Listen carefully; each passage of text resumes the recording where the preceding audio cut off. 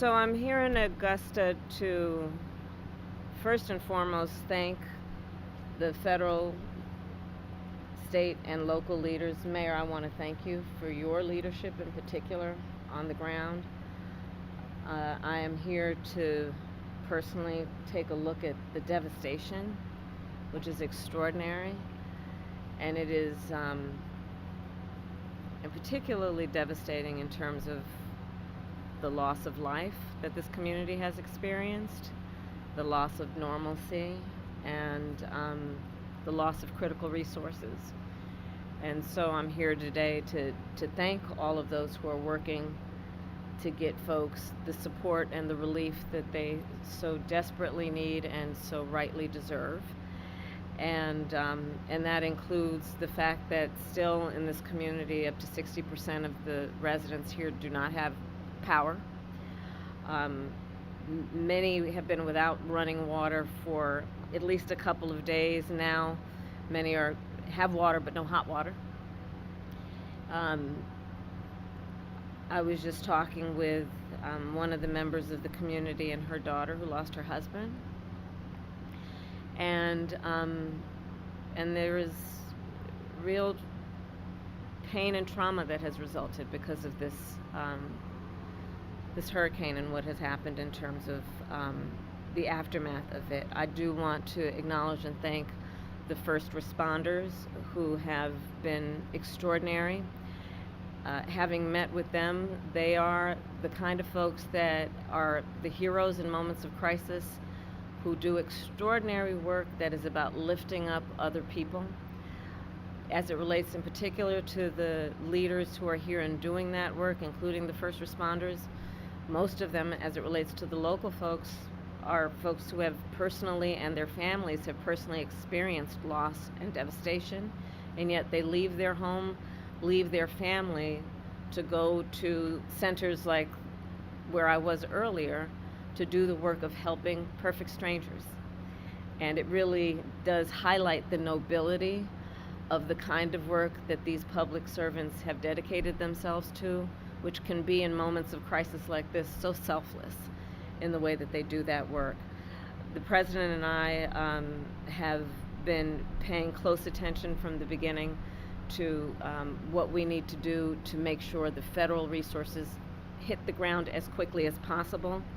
And that includes what was necessary to make sure that we provided direct federal assistance, and that work has been happening. I want to thank the governor for his leadership and his close coordination with the federal government, with our administration, and I want to thank the local leaders for together creating a task force-like response, knowing that we are at our best when we work together and coordinate resources, coordinate our communications to the maximum effect for the community that has been impacted.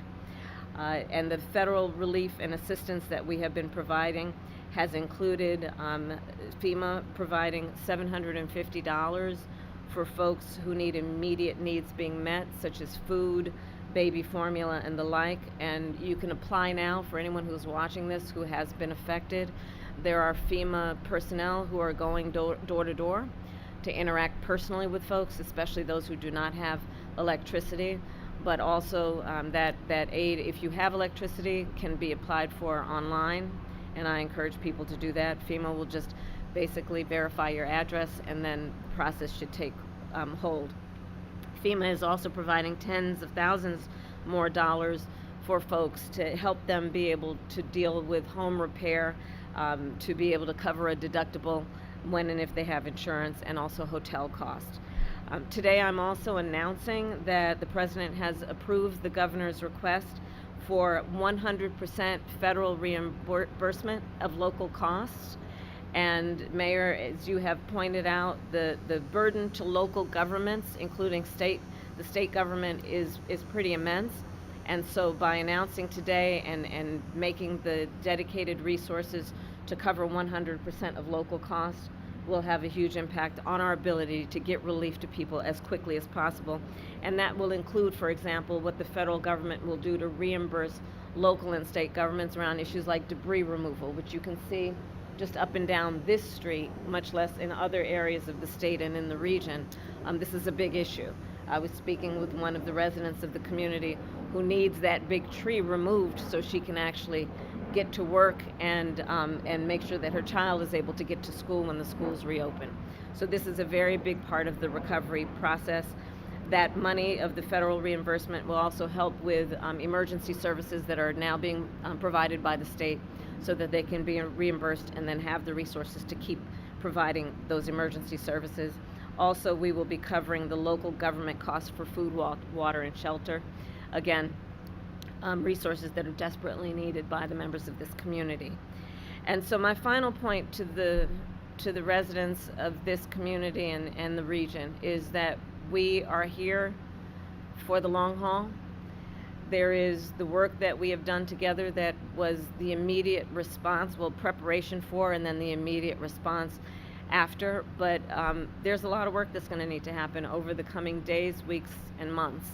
And the coordination that we have dedicated ourselves to will be long lasting to get families, to get residents, to get neighborhoods back up and running. And my last point is this. I think that in these moments of hardship, one of the beauties about who we are as a country is people really rally together and show the best of who they are in moments of crisis. And we've seen that throughout the region, where communities are coming together, where people are helping perfect strangers, where they are providing food, water, shelter for their neighbors, and that neighbor may be somebody they've never met before, but are doing the work of helping each other out. And I think it really highlights the fact that the vast majority of us have so much more in common than what separates us, and that the strength of who we are is we come to each other's aid in a time of need. So I thank everyone for doing that kind of work every day. And with that, there is more work to be done. Thank you all. Thank you. Thank you. I did receive updates in terms of what's happening in the state, and so far the number looks to be 33. The mayor was just sharing with me 7 alone in Augusta, Richmond County. So the numbers are coming in, and part of the challenge of being accurate at this moment is that there are still so many areas that are remote, also rural areas, areas that are not easily accessible. So the assessment of the damage is being done across the board, and of course the highest priority is to locate and determine individuals, people who are in need, and making sure we're getting to them as quickly as possible. Thank you.